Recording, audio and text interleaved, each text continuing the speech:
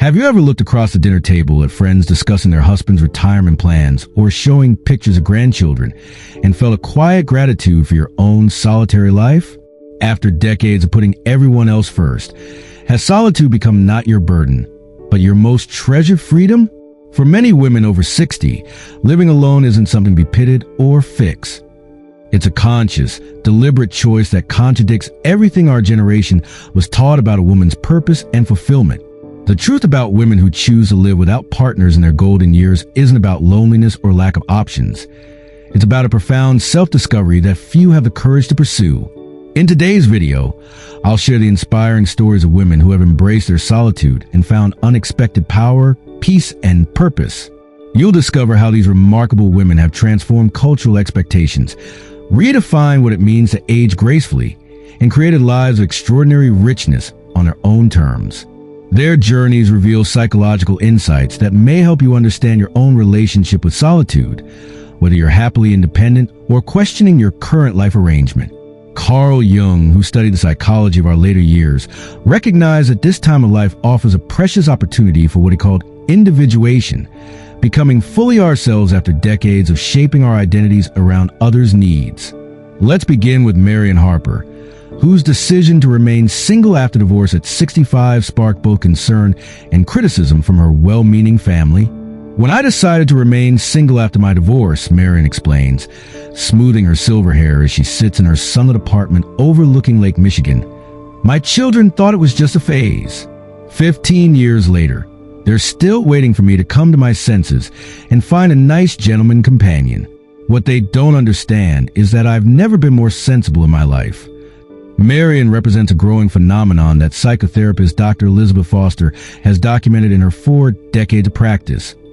Women who consciously choose solitude not from fear, but from a place of profound self-knowledge. There's something deeply threatening about a woman who doesn't need a relationship to feel complete, Dr. Foster explains. It challenges our cultural assumption that women are naturally dependent creatures, always seeking completion through partnership. This independent stance disrupts what renowned psychologist Carl Rogers identified as our collective shadow, those parts of human experience we've been conditioned to deny or suppress. Many of these self-sufficient women embody what others secretly wish to become, says Foster, but lack the courage to pursue. They don't cry out for attention. They don't sacrifice their peace for approval. Instead, they've learned to value their own company above uncomfortable companionship. Take Catherine Sullivan, 72, who spent 40 years in a marriage she describes as comfortable but confining. After her husband's passing, her friends immediately began suggesting senior dances and church socials where she might meet eligible widowers. They meant well, Catherine says with a knowing smile, but they couldn't understand that for the first time, I was experiencing the joy of waking up and answering to no one but myself. Why would I trade that newfound freedom for another relationship that might demand I make myself smaller? This isn't to say these women reject connection entirely. Rather, they become highly selective about the energy they allow into their carefully cultivated sanctuaries. Women like Marion and Catherine haven't built walls to shut people out. They've established boundaries to protect the peace they've worked decades to achieve. After spending most of my life accommodating others' needs and moods, I finally understand that solitude isn't emptiness. It's a sacred space where I can hear my own thoughts, explains former school principal Dorothy Williams, 70, who declined a marriage proposal 5 years after her divorce. My would-be husband couldn't understand why I'd choose to live alone instead of having companionship, what he called companionship, I recognize as a subtle form of erasure. This clarity often emerges from a woman's journey through her own psychological shadows, the places within ourselves that Carl Jung believed hold both our deepest wounds and our greatest potential for transformation. For many women who choose solitude later in life, their decision reflects not an avoidance of intimacy, but profound encounter with their authentic selves. I spent 40 years trying to be the perfect wife and mother, shares Eleanor Reynolds, 68, a retired nurse whose calm demeanor belies the strength of her convictions. I smiled when I should have spoken up. I compromised when I should have stood firm. I put everyone else's happiness before my own for so long that I nearly disappeared. My decision to live alone isn't about rejecting love. It's about finally honoring the relationship I neglected my entire life, the one with myself. Eleanor's transformation didn't happen overnight.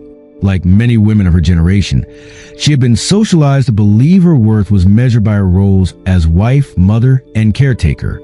The journey toward claiming her independence began not with rejection, but with recognition, seeing patterns of emotional dependency that had been normalized throughout her life. There's a difference between being alone and being lonely, Eleanor continues. I've never felt more lonely than during the last years of my marriage, when we share a home but inhabited different emotional worlds. Now, in my solitude, I found a completeness I never knew was possible. This awakening rarely comes as a sudden revelation. More often, it emerges gradually through what psychologist Margaret Keller describes as the accumulated wisdom of disappointment, a series of letdowns that eventually transform from sources of pain into profound teachers.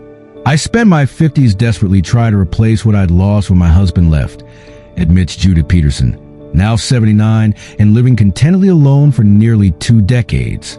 I jumped from one relationship to another, each time compromising more of myself, each time growing more exhausted by the emotional labor. Then one day, after another failed romance, I stopped asking what was wrong with me and started questioning why I believed I needed someone else to complete my life. What others might perceive as coldness in women like Judith is actually emotional maturity, a hard-won clarity about relationship patterns and personal boundaries. They've learned through experience that connection without reciprocity becomes depletion, that partnership without equality becomes servitude, and that love without respect becomes a slow form of self-erasure. People often mistake my selectiveness for being difficult, says Virginia Hamilton, 75, whose elegant apartment is filled with books and art collected during her years as a high school principal. My daughter once suggested I lower my standards if I wanted companionship in my old age. I had to explain that what she calls standards, I call self-respect. It took me 60 years to develop. Virginia's stance reflects a profound shift that often occurs in women who choose solitude. They no longer seek to be saved. They desire to be seen. This distinction creates discomfort in a culture that still largely defines older women through their relationships rather than their individuality. When a woman becomes whole unto herself, she awakens 2 extreme reactions in others: admiration and fear, explains Dr. Foster. Admiration from those also seeking that wholeness, and fear from those still living in halves, waiting for someone else to complete them.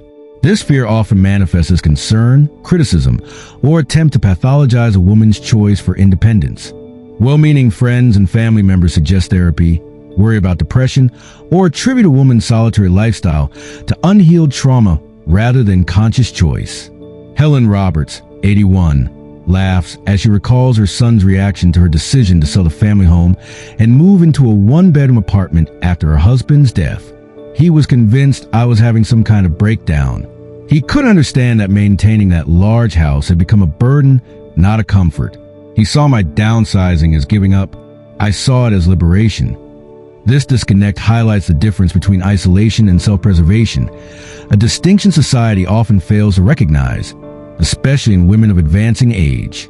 While isolation stems from fear and withdrawal, self-preservation reflects wisdom and careful energy management. I'm not hiding from life, insists Catherine Morgan, 73, who declined her daughter's invitation to move closer to her family in another state. I'm protecting the life I've built. I have my community here, my book club, my volunteer work at the library, my Tuesday lunch group. Being near my grandchildren would be wonderful, but sacrificing my entire support system would ultimately make me a burden, not a blessing. The conventional wisdom suggests that aging women should cling to whatever relationship opportunities present themselves, prioritizing any companionship over potential solitude. But these women have rejected such compromises, recognizing that not all relationships add equal value to their lives. I hear it all the time, sighs Barbara Wilson, 69, rolling her eyes with good-natured frustration. You're too picky. You should be more open. Nobody's perfect. But after a 30-year marriage to a man who criticized everything from my cooking to my appearance, I've earned the right to be selective. What they call picky I call the bare minimum of respect and kindness I deserve. The discomfort these women cause in social settings rarely stems from anything they say or do. Rather, it comes from what they represent. Living proof that a woman can be content, fulfilled, and purposeful without organizing her life around relationship. This silent testimony challenges deeply held cultural narratives about aging and gender. My bridge club includes several married couples, says Patricia Lawrence, 77, whose quiet confidence seems to fill the room. Whenever I mention a trip I'm planning or a new class I'm taking, there's an unmistakable tension. The husbands seem almost offended by my independence, while their wives often respond with a mixture of curiosity and something that looks like longing. I'm not trying to make anyone uncomfortable. I'm simply living authentically. This authenticity creates what sociologist Dr. Raymond Carter calls a mirror effect that forces others to examine their own choices and compromises. When someone is truly at peace with themselves, they become a kind of walking meditation, a reminder of what's possible when we shed external expectations and align with our innermost values. For women who choose to live alone, this alignment often comes after years of trying to contort themselves into shapes that pleased others. They've learned to distinguish between genuine desire and conditioned response, between their authentic voice and societal programming. I used to think something was wrong with me because I felt suffocated in relationships, admits Frances Murphy, 67, who has lived alone since her divorce at 52. Society told me I should want constant companionship, that I should fear being alone. But whenever I had solitude, I felt a profound relief, like I could finally breathe fully. It took me years to accept that this wasn't a defect in my character, but a fundamental aspect of who I am. This self-knowledge rarely comes easily. Many of these women describe a grueling inner journey, confronting childhood patterns, examining painful relationships, and questioning beliefs they'd never before thought to challenge.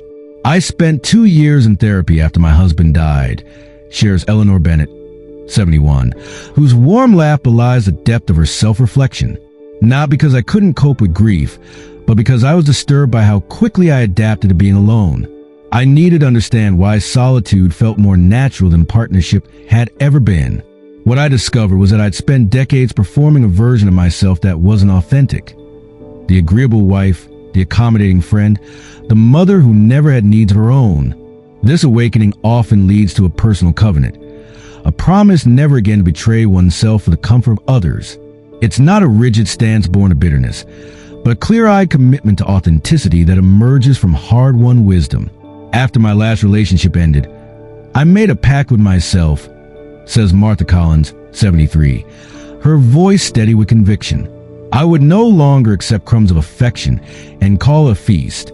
I would no longer shrink my intelligence, my opinions, or my needs to make someone else comfortable. And if that meant I would spend my remaining years alone, so be it.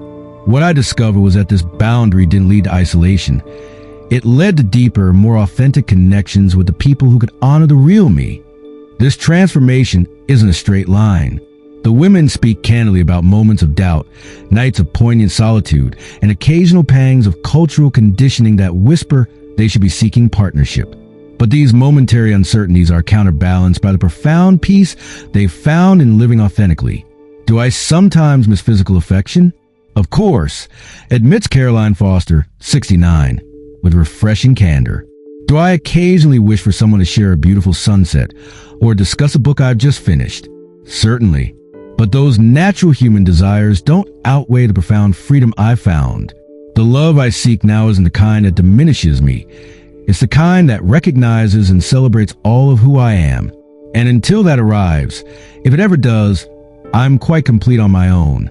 This completion that Caroline describes represents what Jung termed individuation, the process of becoming fully integrated with all aspects of oneself, both light and shadow.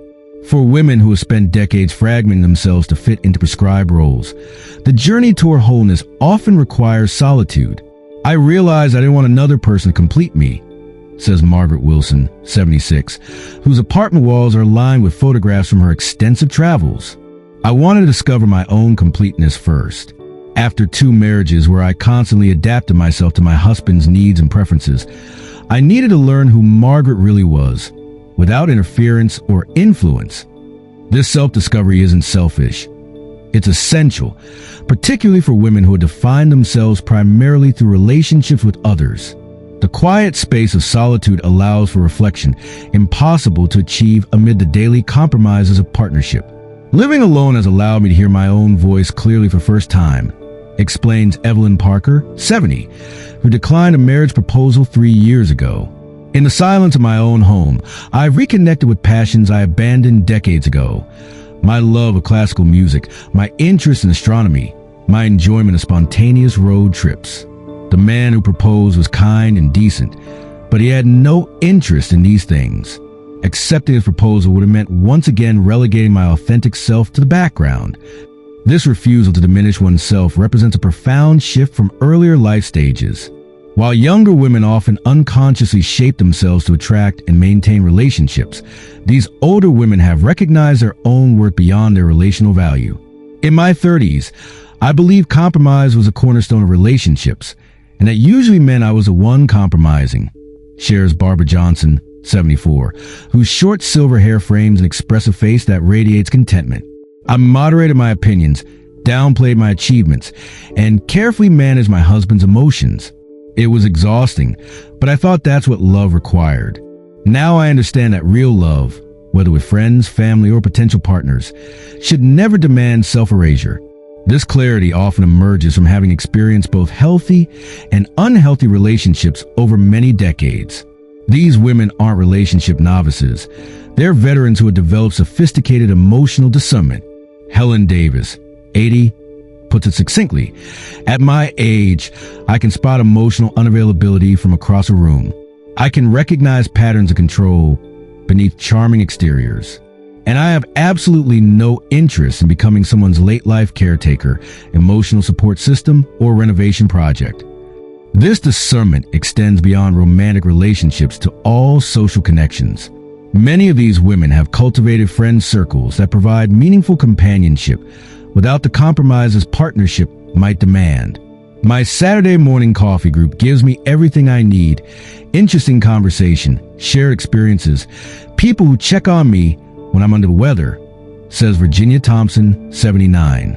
We support each other through health challenges, celebrate achievements, and process losses together. Why would I trade this network of authentic connections for a single relationship that society deems more valid just because it's romantic? The transformation these women describe isn't superficial, it's archetypal. They've connected with what Jung might call the wild woman archetype, a feminine energy that cannot be tamed or contained by conventional expectations. In accessing this primal wisdom, they've discovered strengths they never knew they possessed. Dorothy Reed, 83, laughs as she recalls her children's reaction when she announced she was selling the family home to travel across the country in an RV. "They thought I'd lost my mind," she says, eyes twinkling. "My son actually suggested I might be experiencing early dementia." They couldn't reconcile their image of me as a predictable mother who always put everyone else's needs first with this woman who was suddenly prioritizing her own desires. But that homebody me was only one dimension of who I am. In solitude, I discover my adventurer, my mystic, my artist. This comfort with solitude doesn't mean these women have abandoned the desire for meaningful connection. Rather, they've transcended the need for constant external validation, allowing them to engage with others from a place of abundance rather than lack. There's a profound difference between being alone and being lonely, explains Ruth Anderson, 77, whose quiet poise suggests inner contentment. I spent years in a marriage where I felt profoundly lonely despite constant companionship. Now, in my solitude, I connect more authentically with people because I'm no longer seeking their approval or adjusting myself to earn their affection. This authenticity radiates from women who have embraced their independence. They enter rooms differently, engage in conversations differently, and navigate relationships with a quiet confidence that others find simultaneously inspiring and unsettling. People notice something's changed, admits Catherine Marshall, 72, who declined family pressure to move in with her daughter after widowhood. "I don't raise my voice, but somehow my presence speaks volumes. I've stopped apologizing for taking up space. I've stopped prefacing my opinions with, 'I might be wrong,' but I've stopped making myself smaller to accommodate fragile egos. The result is that some people are drawn closer, while others keep their distance, and both outcomes are perfectly fine with me.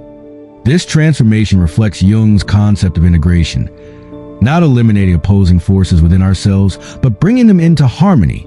These women haven't rejected connection. They've simply redefined it on terms that honor their wholeness. I still believe in love, says Marion quietly, her hands folded in her lap. But I've outgrown the kind of love that requires performance or pretense.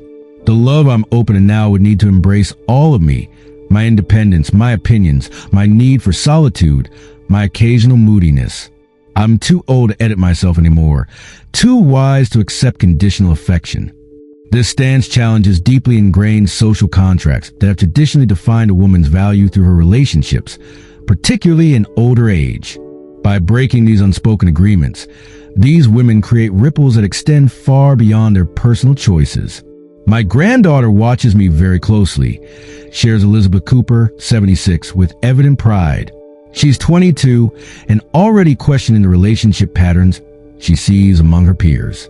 Recently, she told me, "Grandma, I want to be like you when I'm older, someone who knows exactly who she is and doesn't need anyone else's permission to be that person." That's when I realized my choice to live authentically isn't just for me. It's creating new possibilities for the women who come after me. The woman who chooses to walk alone isn't rejecting connection. She's honoring the most fundamental connection of all, the one with herself. What others might label as incompleteness, she recognizes as the most authentic form of wholeness. Her solitude isn't emptiness waiting to be filled, but sacred ground where her true self can finally flourish without constraint. These women, Marion, Catherine, Dorothy, and so many others, have discovered something profound that challenges our cultural narratives about aging and womanhood. They've learned that true freedom doesn't come from finding the perfect relationship. It comes from no longer needing external validation to feel complete. They don't choose to be alone because they've given up on love, but because they finally understood what love should be. Not a diminishment of self, but a celebration of wholeness. Deep within each of us lives the same potential for self-sovereignty, the ability to define our own worth rather than seeking it in others' approval. Whether you're currently partnered or single, young or in your golden years, there's something powerfully liberating in knowing that you are enough exactly as you are. If something in this message awakened a forgotten part of yourself, a quiet voice that's been overshadowed by expectations and obligations, don't ignore it. Share this video with someone who might need permission to honor their own truth. Comment below with your own journey towards self-acceptance. Because when we choose authenticity over accommodation, we don't just change our own lives, we create ripples of possibility that touch everyone brave enough to follow.